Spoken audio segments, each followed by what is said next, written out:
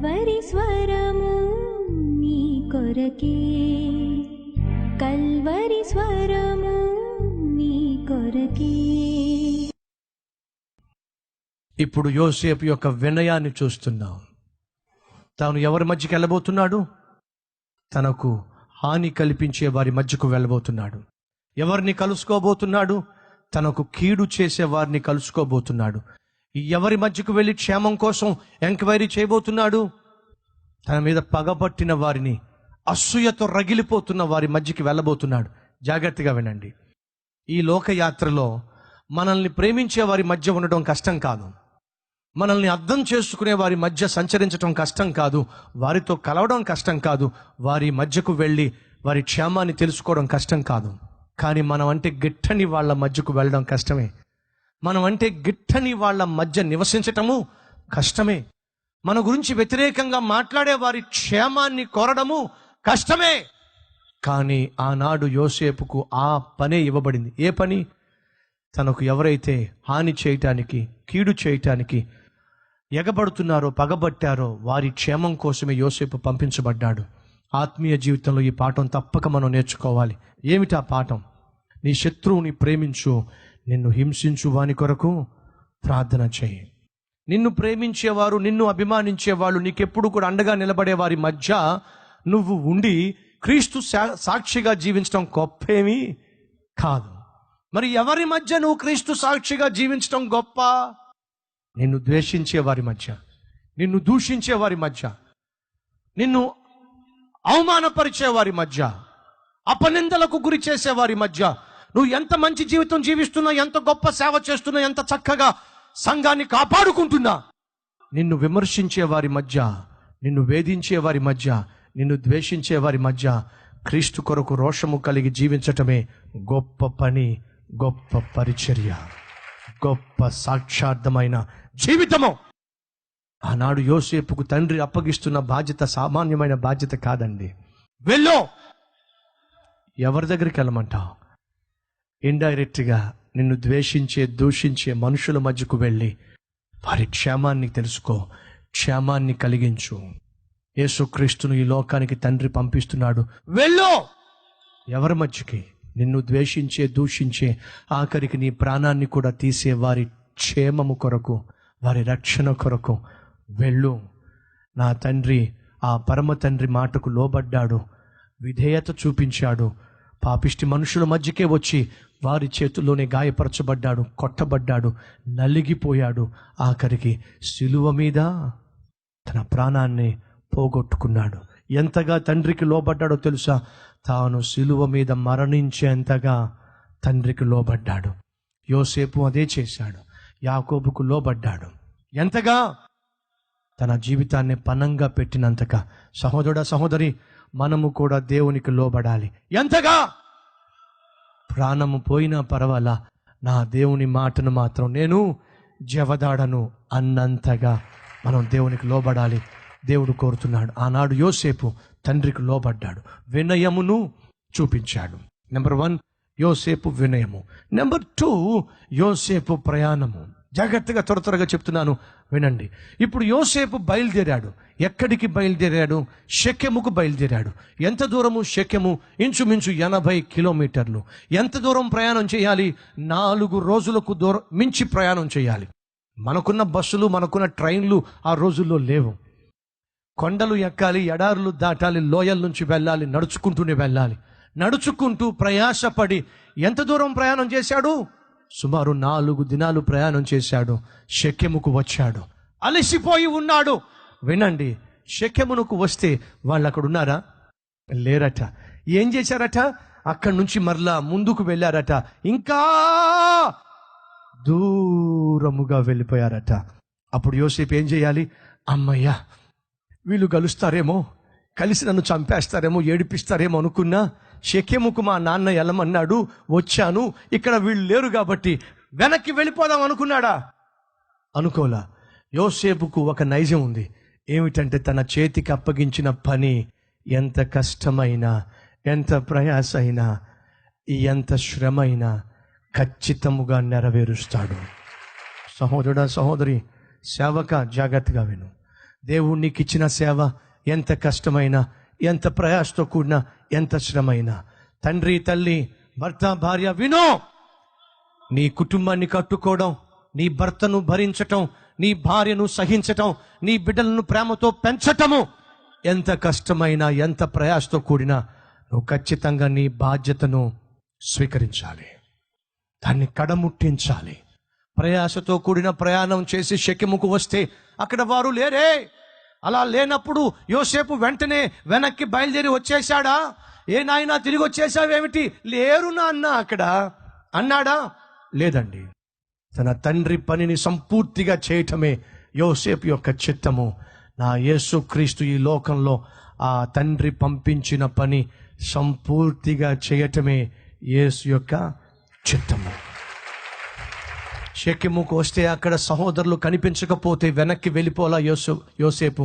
ఏం చేశాడు? అడిగాడు, ఎక్కడికి వెళ్ళుంటారు నా సహోదరులు? ఎక్కడికి వెళ్ళారట? 37వ అధ్యాయం చదువుతున్నాను. ఎక్కడికి? దోతాను వెళ్ళారు. దోతాను ఎంత దూరమో తెలుసా? షెకెముకు సుమారు 20 కిలోమీటర్లు. అప్పటికి 80 కిలోమీటర్లు ప్రయాణం చేశాడు. అలసిపోయి ఉన్నాడు. ఇప్పుడు మరలా 20 కిలోమీటర్లు అంటే ఒక దినము మరలా నడవాలి. ఎంతో ప్రయాసతో ముందుకు సాగడానికే తీర్మానం తీసుకున్నాడు. ఆటంకం వచ్చిందని, అనుకున్నది సాధించలేకపోయాడని, ఏమైతే షెకెములో ఆశించాడో అది తనకు దొరకనప్పుడు, వారు కనిపించినప్పుడు తాను వెనుకంజ వేయలా. కష్టం అనిపించినా, శ్రమ అనిపించినా ముందుకే సాగాడు. ఆత్మీయ సహోదరులు, సహోదరులు జాగ్రత్తగా వినండి. మన జీవితంలో ప్రభువు కొరకు జీవించాలని, మన జీవితంలో ప్రభువుకు సాక్షిగా బ్రతకాలని, మన జీవితంలో ఈ పాపిష్టి లోకంలో ప్రభువు బిడ్డలుగా ముందుకు సాగాలని ఆశించినప్పుడు ఆటంకాలు వస్తాయి, అభ్యంతరాలు వస్తాయి. దేవుని కొరకు రోషముగా జీవించాలి, సంఘాన్ని వాక్యానుసారంగా స్థాపించాలి, నడిపించాలి. ఆశించే సేవకుడికి అభ్యంతరాలు, ఆటంకాలు వస్తాయి. అలా శ్రమలు, ఆటంకాలు, అభ్యంతరాలు వచ్చినప్పుడు నువ్వు ఆగిపోవడానికి వీలు లేదు. ఈరోజు శ్రమల గుండా వెళ్తున్నారా? కష్టాల గుండా వెళ్తున్నారా? నిరాశల గుండా వెళ్తున్నారా? నిస్పృహ గుండా వెళ్తున్నారా? అనుకున్నది అందుకోలేకపోయారా? పొందుకోవాలనుకున్నది పొందుకోలేకపోయారా? సాధించాలనుకుంది సాధించలేకపోయారా? షెకెముకు వచ్చినప్పుడు యోసేపుకు మిగిలింది నిరాశ. 4 రోజులు ప్రయాణం చేసి వస్తే ఎక్కడ సహోదరులు కనిపించరే? నిరాశ. ఆశించింది ఒకటి, అతడు అనుభవిస్తుంది మరొకటి. ఏరి వీళ్ళు ఏమైపోయారు? తను ఆశించిన దానికి సమాధానం అక్కడ దొరకలా. ఈరోజు ఈ మాటలు వింటున్న సహోదరి, సహోదరుడా, ఉద్యోగం కోసం ప్రయత్నం చేస్తున్నావు, దొరకటంలా. వ్యాపారం కోసం అహర్నిశలు కృషి చేస్తున్నావు, పెట్టుబడి పెడుతున్నావు, జవాబు దొరకటంలా. ఆత్మల సంపాదన కోసం రేయింబగళ్ళు కష్టపడుతున్నావు, సంఘం పెరగటంలా. భర్త మార్పు కోసం, భార్య మార్పు కోసం కన్నీరు కార్చి ప్రార్థన చేస్తున్నావు, వెంటనే జవాబు రావటంలా. ఆ కాలేజీలో సీట్ కోసమో, ర్యాంకు కోసమో రేయింబగళ్ళు చదువుతున్నావు, నువ్వు అనుకున్నది జరగటంలా. నిరాశపడుతున్నావా? నిస్పృహకు లోనవుతున్నావా? ఎందుకని? ఏమి చేసినా నా జీవితంలో నేను సాధించవలసింది సాధించలేకపోతున్నాను అని దిగులు పడుతున్నావా? అయితే వినో, యోసేపు తత్వాన్ని మనం అవలంబించాలి, అనుసరించాలి. ఏమిటి? అనుకున్నది అనుకున్న సమయంలో జరగనప్పుడు యోసేపు నిరుత్సాహపడలా. ఏం చేశాడు? సాధించేంత వరకు వదిలిపెట్టను, ముందుకే సాగుతాను. శ్రమలు వచ్చినా, కష్టం వచ్చినా, నిరాశ వచ్చినా, నిస్పృహ వచ్చినా మనమందరం తీర్మానం తీసుకోవాలి. ఏమిటి? ముందుకే సాగాలి. ఒకరోజు ఒక తల్లి, తండ్రి కారులో ప్రయాణమే వెళ్తున్నారు. అద్భుతమైన ఒక విషయం చెప్తాను, జాగ్రత్తగా వినండి. కుమార్తె, తండ్రి కారులో వెళ్తున్నారు. కారులో చక్కగా కబుర్లు చెప్పుకుంటూ వెళ్తున్నారు. ఈ లోపల ఆకాశం అంతా మేఘాలతో నిండిపోయింది. ఇదేమిటి ఆకాశం అంతా మేఘాలతో నిండిపోయింది అని అనుకుంటున్న లోపటే వర్షం మొదలైపోయింది. కారు కదలడం కష్టమైపోయింది, చాలా కష్టమైపోయింది. అప్పుడు తండ్రిని అడుగుతుంది కుమార్తె, డాడీ వర్షం బాగా పెరిగిపోయింది, రోడ్ల మీద కూడా వర్షం నీళ్ళు వచ్చేస్తున్నాయి, మనం ముందుకెళ్ళడం క్షేమం కాదేమో, నేను కారు పక్కకు ఆపమంటారా? తండ్రి అంటున్నాడు, అమ్మా నువ్వు ఎంత దూరము కారు నడపగలవో అంత దూరం నడుపు. వర్షం పడుతుంది డాడీ, ఏమీ పర్వాలా, నడుపు. ధైర్యంగా ముందుకు సాగుతుంది. ఈ లోపట లారీలు, బస్సులు ఆ వర్షం యొక్క తాకిడికి, తీవ్రతకు తట్టుకోలేక, ముందుకు సాగడం వీలు లేక బస్సులు కూడా రోడ్డు పక్కన ఆపేస్తున్నారు, లారీలు కూడా రోడ్డు పక్కన ఆపేస్తున్నారు. ముందుకు వెళ్తున్నటువంటి కుమార్తె మళ్ళీ తండ్రిని అడుగుతుంది, డాడీ చూస్తున్నారుగా మనకంటే పెద్ద పెద్ద బస్సులు, పెద్ద పెద్ద లారీలే ఈ ప్రవాహంలో, ఈ వర్షంలో, ఈ తుఫానులో ముందుకు సాగలేక రోడ్డు పక్కన ఆపేస్తున్నారు. డాడీ మనం కూడా రోడ్డు పక్కన కారు ఆపేద్దామంటారా? తండ్రి అంటున్నాడు, వద్దమ్మా, నువ్వు ఎంత దూరము ప్రయాణం చేయగలవో ధైర్యంగా ప్రయాణం చేయి. ఇంకొంచెం ముందుకు వెళ్ళేసరికి రోడ్డు పక్కన అన్ని వాహనాలు కూడా ఆపేశారు. డాడీ మనం ఒక్కరే ముందుకు వెళ్తున్నాం డాడీ, ఎటు చూసిన వాహనాలు ఆపేశారు డాడీ, అటు నుంచి వెళ్ళేవాళ్ళు ఆపేశారు, ఇటు నుంచి వెళ్ళేవాళ్ళు ఆపేశారు, ఏం చేయమంటావు? డాడీ అంటున్నాడు, ఇతరులను చూడమాకమ్మా, నీకు నడిపే ధైర్యం ఉందా? ముందుకు సాగే ధైర్యం ఉందా?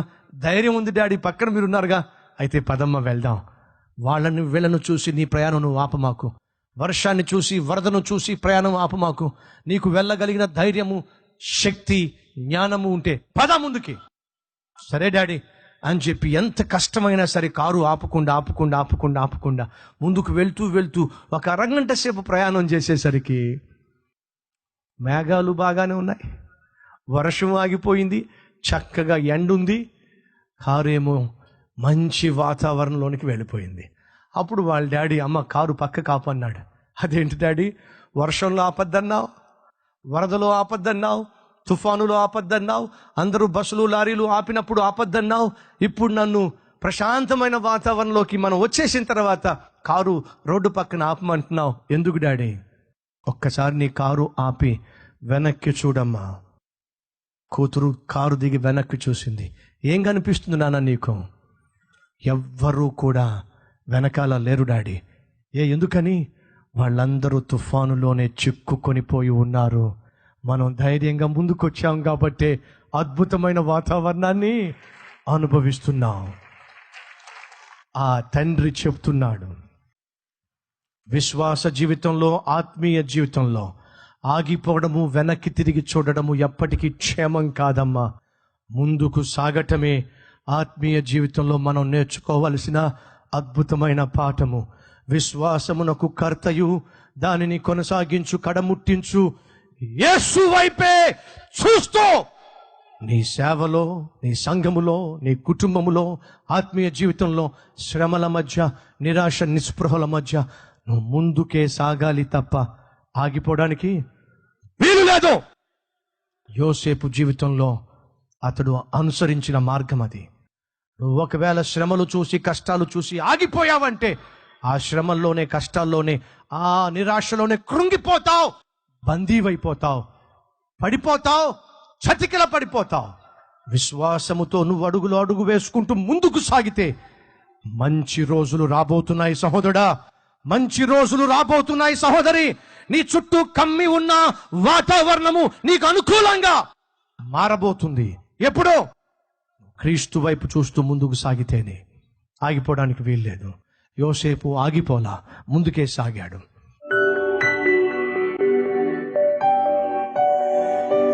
మహాపరిశుద్ధుడైన ప్రేమ కలిగిన తండ్రి, ఎంత సూటిగా, ఎంత స్పష్టంగా, ఎంత అద్భుతముగా యోసేపు జీవితం ద్వారా మాతో మాట్లాడావు నాయన. తన సహోదరులు పాపిష్టి వాళ్ళు వెళితే చంపేస్తారు, లేదా హాని చేస్తారు తెలిసి కూడా యోసేపు వెళ్ళాడు. అలాగే నీ కుమారుణ్ణి తెలిసి కూడా నువ్వు మా కోసం ఈ లోకానికి పంపించావు. సిలువలో ఆయన మరణించవలసి ఉందని, ఆయనను చంపేస్తారని తెలుసు కూడా మా కొరకు నీ కుమారుణ్ణి పంపించావు. నాయన నీ ప్రేమను బట్టి స్తోత్రాలు. సిలువలో ఆయన చేసిన త్యాగమును బట్టి మేము చేసిన ప్రతి పాపమునకు విరుగుడు దొరుకుతుంది, క్షమాపణ దొరుకుతుంది. కాబట్టి అడుగుతున్నాం, నేటి వరకు మేము చేసిన ప్రతి పాపమును క్షమించండి. ఇక నుంచి అయినా నీ బిడ్డగా జీవించుటకు యోసేపు వలె రోషముగా, నీతిగా, యథార్థముగా జీవించే జీవితం మాకు దయచేయమని నాయన. దాపెట్టిన కప్పెట్టిన ప్రతి పాపమును ఒప్పుకుంటున్నా. ఆ పాపం మమ్మల్ని పట్టుకొని బజారుకు ఈడ్చక మునిపే మా పాపములను క్షమించమని, నీతి వస్త్రములను మాకు ధరింపచేయమని, నీతిమంతులుగా పాపిష్టి సొసైటీలో బ్రతకటానికి ఏమాత్రం వెనుకంజ వేయకుండా జీవించే భాగ్యాన్ని ఇవ్వమని యేసు నామం పేరట వేడుకుంటున్నాం తండ్రి, ఆమేన్. నేను పనిచేసే చోట క్రొత్తగా వచ్చిన మేడం నన్ను ఎంతగానో వేధించేది. ఏ తప్పు చేయకపోయినా తప్పు చేసినట్టుగా చిత్రీకరించి స్టాఫ్ ముందు భయంకరంగా తిట్టేది. చివరికి ఆమె బాధ పడలేక చనిపోదాం అన్న విరక్తి వచ్చింది. ఆ స్థితిలో కల్వరి టెంపుల్కి వచ్చినప్పుడు దైవజనులు సరిగ్గా నా పరిస్థితిని చూసినట్టుగా మాట్లాడుతూ, మీ పై అధికారులు మిమ్మల్ని బాధ పెడుతున్నారా? అయితే వారితో మీరు నవ్వుతూ మాట్లాడండి. మీ శత్రువుని ప్రేమించండి, ద్వేషించు వారి కొరకు ప్రార్థించండి అన్న వాక్యంతో స్పష్టంగా దేవుడు నాతో మాట్లాడినప్పుడు నన్ను ద్వేషించే మేడంను ప్రేమించే మనసు ఇవ్వమని ప్రార్థన చేశాను. ఆ రోజు నుండి ఆమెతో నవ్వుతూ మాట్లాడడం మొదలుపెట్టాను. ఆమె ఒత్తిడిలో ఉన్నప్పుడు వాక్యం ద్వారా ఆదరించేదాన్ని. ఇప్పుడు మేము మంచి స్నేహితులమయ్యాం. 3 నెలలుగా జీతాలు లేక ఆర్థికంగా ఇబ్బంది పడుతున్న సమయంలో ఒకప్పుడు ఏ మేడం అయితే నన్ను ద్వేషించిందో ఆ మేడం ద్వారానే ప్రభు నాకు కావలసిన ఆర్థిక సహాయాన్ని దయచేశాడు. ఇట్లు సహోదరి రమాదేవి ఈ సాక్ష్యాన్ని పంపిస్తూ ఉన్నారు. బహుశా ఈ సాక్ష్యంలో ఉన్నట్టుగా మీరు ఉద్యోగం చేసే చోట మీ పై అధికారులు మీ మీద కఠినంగా వ్యవహరిస్తున్నారా? లేనిపోని నిందలు వేస్తూ మిమ్మల్ని మాటి మాటికి నిందిస్తున్నారా? బాధ పెడుతున్నారా? రావాల్సినటువంటి ప్రమోషనో లేకపోతే మీరు పొందుకోవలసినటువంటి జీతంలో పెంపో మీరు పొందుకోకుండా అడ్డుపడుతున్నారా? దయచేసి గమనించండి. బైబిల్లో ఒక చక్కని మాట ఉంది. మన ప్రవర్తన యెహోవాకు అంగీకారమైతే మన శత్రువులను కూడా దేవుడు మనకు మిత్రులుగా మారుస్తాడు. మొదటిగా మన ప్రవర్తన బాగుండాలి. మన ప్రవర్తన బాగున్నట్లయితే, మన ప్రవర్తన దేవునికి అంగీకారంగా ఉన్నట్లయితే మన శత్రువులను కూడా దేవుడు మిత్రులుగా మార్చగలడు. ఈ విషయాన్ని మర్చిపోకండి. ఒకవేళ మీ ఆఫీసులో ఎవరైనా మీ మీద విపరీత ధోరణి కలిగి ఇబ్బంది పరిచే విధంగా ద్వేషిస్తూ మాట్లాడుతున్నట్లయితే తిరిగి ద్వేషించకండి, తిరిగి నిందించకండి. సహనంతోనే అటువంటి వ్యక్తిని భరిస్తూ ప్రార్థన ద్వారా అటువంటి వ్యక్తిని కూడా ప్రేమించటానికి, నవ్వుతూ సంతోషంగా మాట్లాడడానికి, అతని రక్షణ కొరకు మీరు ప్రార్థన చేయాల్సిందిగా కోరుతున్నాను. ఉదాహరణకు బైబిల్లో మనం ఈ సంఘటన చూస్తాం. ఆది సంఘము బహుభయంకరంగా హింసించబడుతూ ఉంది. స్టెఫను రాళ్లతో కొట్టబడుతూ ఉన్నాడు. అక్కడ ఒక యవనస్తుడు కొట్టేవారందరి బట్టలు, పై వస్త్రాలు కాపుగాస్తూ ఉన్నాడు. ఆ యవనస్తుడు వారిని పురికొలిపి వస్త్రాలు కాపుగాస్తూ స్టెఫెన్ను వాళ్ళందరూ కలిపి రాళ్లతో కొట్టి చంపుతున్నప్పుడు ఆ యవనస్తుడు చూస్తూనే ఉన్నాడు. ఏమాత్రము చెల్లించలేదు, ఏమాత్రం అతనిలో మార్పు లేదు. స్టెఫెను చంపబడుతున్నప్పుడు మోకాళ్ళ మీద ప్రార్థన చేశాడు. తండ్రి, వీరేమి చేయుచున్నారో వీరు ఎరుగరు గనుక వీరిని క్షమించు అని ప్రార్థన చేసి కన్ను మూశాడు. అంతటితో ఆ యవనస్తుడు ఆగలేదు. సంఘాల్లో జొరబడ్డాడు. విపరీతంగా సంఘంలో ఉన్నటువంటి ఆ విశ్వాసులను గాయపరచటం, బంధించటం, చెరసాలలో వేయటం జరిగింది. అప్పుడు అడుగుతున్నాను, సంఘం ఏం చేస్తుంటుంది? అతని కొరకు ప్రార్థన చేస్తుంటుంది, కన్నీరు గార్చుంటుంది. అయ్యా, ఎవరో యవనస్తుడు విపరీతంగా ప్రవర్తిస్తున్నాడు, సంఘాన్ని విచ్ఛిన్నం చేస్తున్నాడు, సంఘస్థులను బంధించి చెరసాల్లో వేయిస్తున్నాడు. నాయనా, ఇటువంటి వాని దగ్గర నుంచి మమ్మల్ని విడిపించు, లేదా అతన్ని మార్చు. నేను అనుకుంటాను సంఘం అంతా కలిసి ప్రార్థన చేస్తుంటుంది అతని మార్పు కొరకు. అతడు ఆఖరికి యెరూషలేములో మాత్రమే కాకుండా దమస్కు మార్గములో వెళుతూ ఆ పరిసర ప్రాంతాల్లో ఉన్నటువంటి క్రైస్తవులందరినీ కూడా బంధించి తీసుకురావాలని చెప్పి వెళుతూ ఉన్నప్పుడు ఈ విశ్వాసుల ప్రార్థన ఫలించింది. మమ్మల్ని హింసిస్తున్నా, బాధిస్తున్నా, సంఘాన్ని విచ్ఛిన్నం చేస్తున్న వ్యక్తిని మార్చు నాయనా అని సంఘస్థులు, దేవుని బిడ్డలు చేసిన ప్రార్థన ఫలించింది.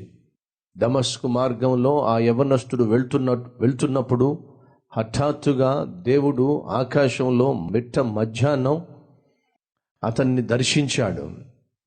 దేవుడు ప్రత్యక్షమైనప్పుడు ఆ ముఖ కాంతికి తట్టుకోలేక అతని కళ్ళు పొరలగమ్మినాయి, కళ్ళు మూసుకుపోయినాయి. అమాంతంగా తాను ప్రయాణం చేస్తున్నటువంటి ఆ గుర్రం మీద నుంచి కింద పడ్డాడు.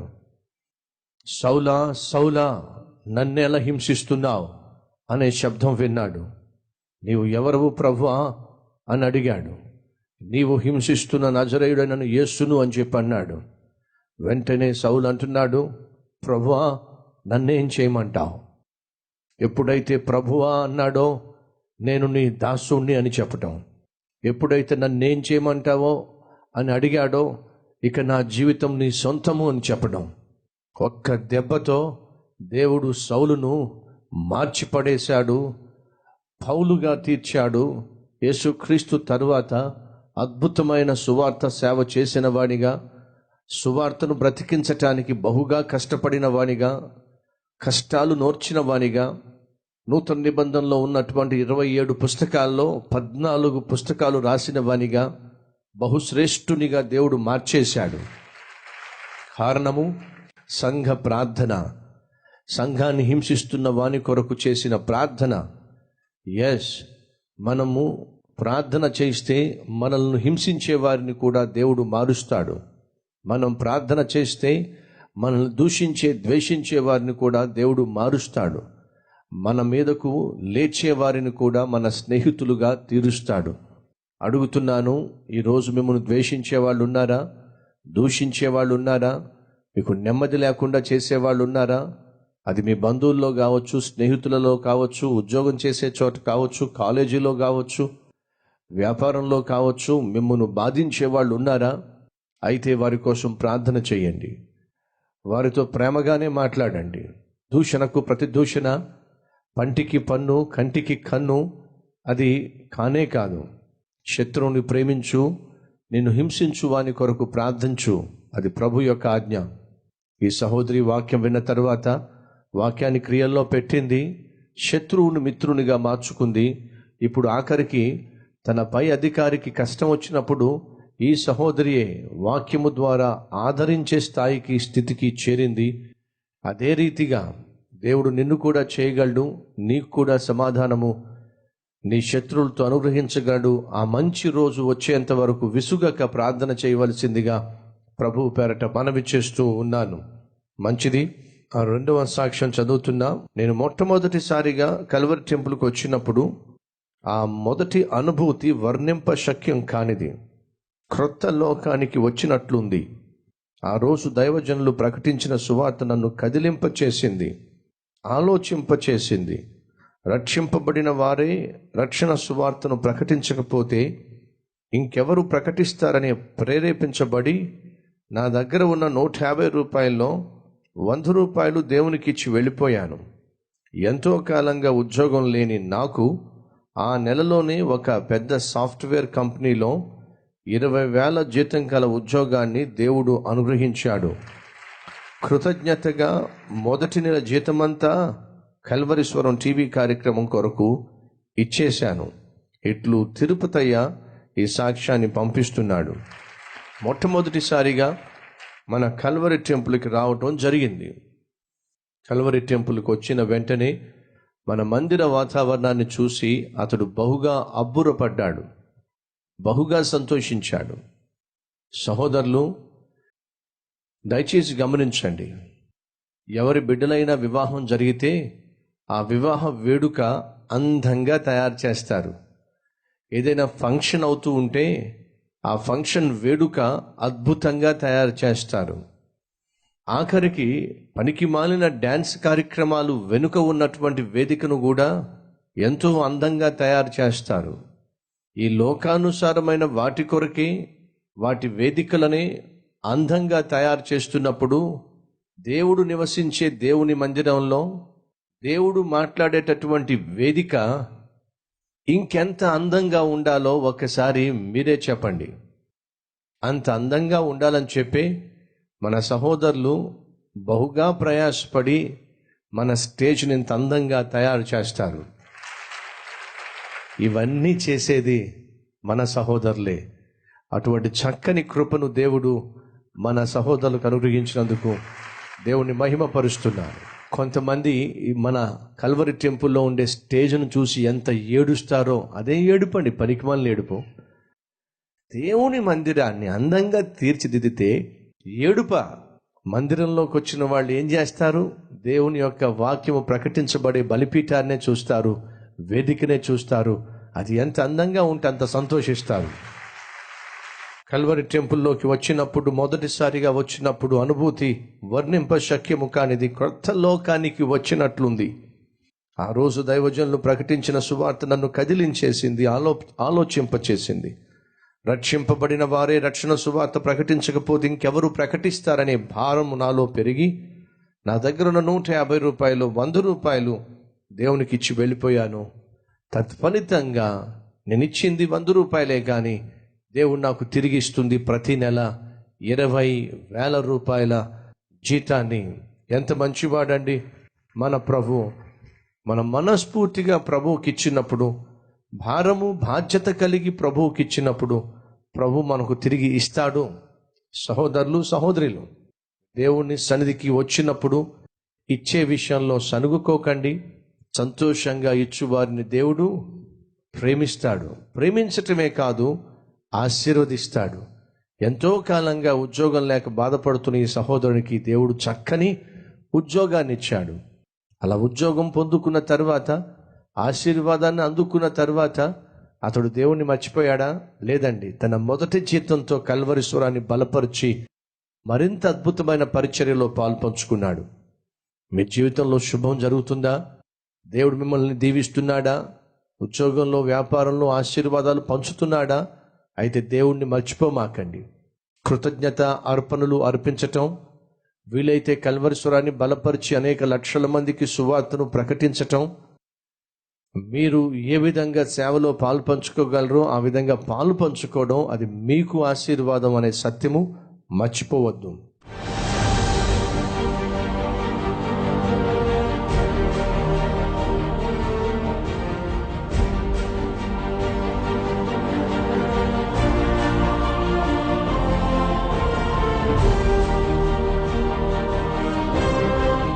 పరలోకమందున్న దేవునితో నీకు కనెక్షన్ లేకపోతే, ఈ లోకమంతా కలిసినా నీకొచ్చే ఆపద నుంచి, వచ్చే కష్టం నుంచి విడిపించేవాడు ఉండడు.